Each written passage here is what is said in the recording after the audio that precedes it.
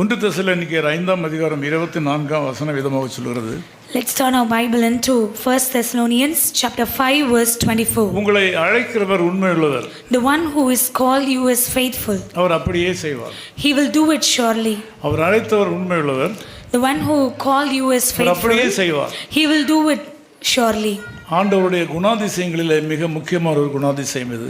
One of the important traits of God it our is. அப்படியே செய்வார். He will do it surely. எப்படி செய்வார்னு கேட்டா, How he will do it is, அவர் உண்மையுள்ளவர். he is a faithful God. அவர் உண்மையுள்ள தேவன். He is a faithful God. எல்லாருக்கும் தம்முடைய உண்மையை பிரதிபலிக்கிற ஒரு வல்லமையுள்ள ஆண்டவர். He is a powerful God and he is sufficient enough to reflect all his the faith to everyone.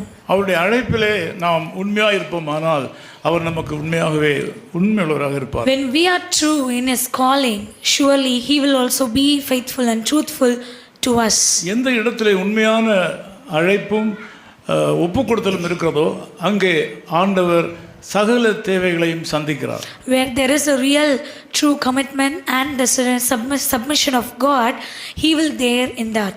ஆங்கிலத்தில் சொல்வார்கள் vision and mission walk together. தரிசனமும் செயல்பாடுகளும் ஆண்டவரிடத்திலிருந்து பெற்றுக்கொள்கிற தரிசனங்களும் நாம் செய்கிற காரியங்களும் ஒன்றோடு இணைந்து செல்கிறது. The vision and the mission from God when we receive, it just works together.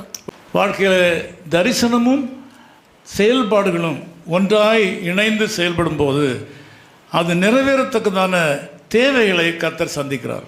So when these two works, the vision and the mission works together, God provides a provision and he supplies all the provision to us.